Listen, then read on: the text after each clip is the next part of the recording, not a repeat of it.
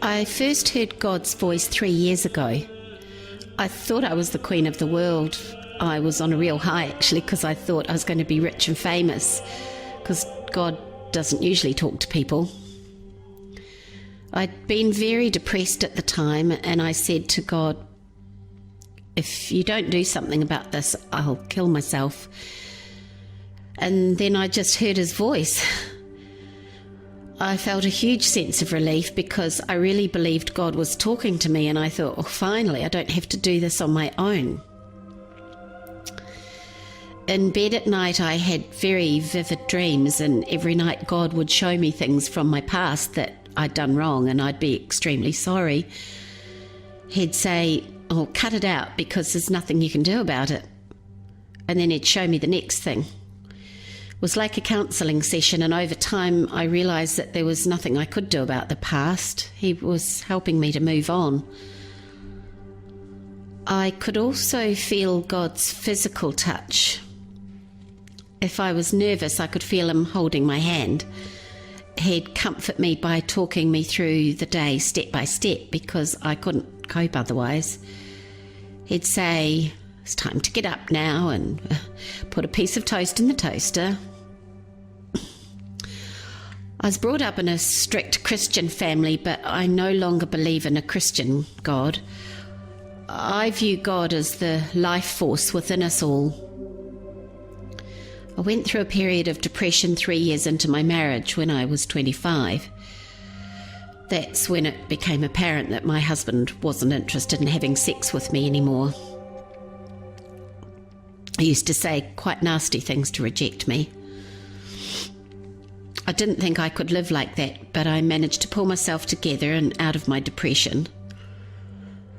Things didn't change between my husband and me, but at least now we don't fight. There's just this huge void. When I was 36, my depression returned again. This time I was in a management position, so I had to conduct staff reviews, and I wasn't happy about the negative things my boss asked me to say to people. I lost a lot of friends. I wanted to leave my job, but my husband said that I couldn't because we needed the money. I wanted to do what my husband said, but I was very depressed about it. In the end, I ran away from work and I just didn't go back. I was okay for a while and I thought it was over, but the injustice of the situation really got to me. I didn't want to talk about anyone about how I was feeling because I didn't think there were any good people in the world to talk to. My kids were quite mean to me at times, and my husband never stood up for me.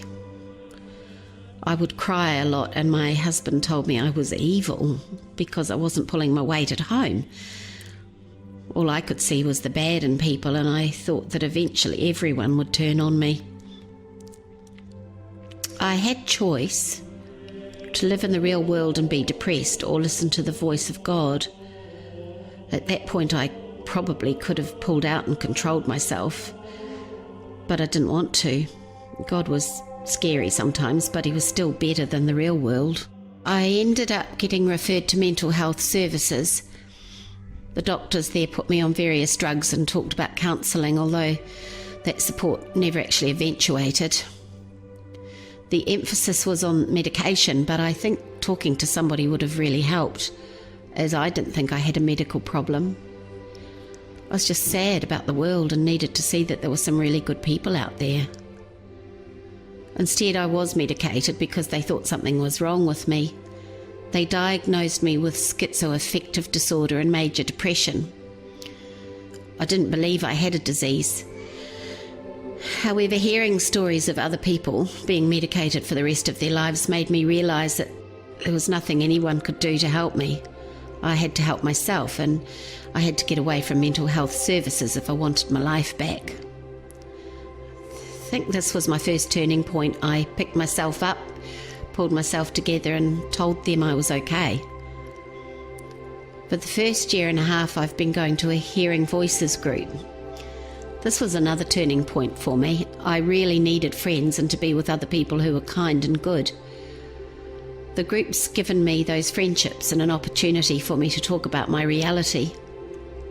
I sometimes think that people with mental illness are kinder than other people. I've learnt not to get worked up about small things anymore too. They don't really matter. You've got to search for your own truth and find your own way through, and not let other people's truths lead you astray. Now I don't worry if anyone has a different opinion to me. I know what I believe in and I don't want to fight about it.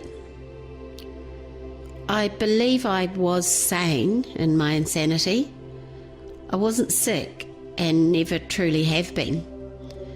And even though I don't hear God so much now, I know He's still there.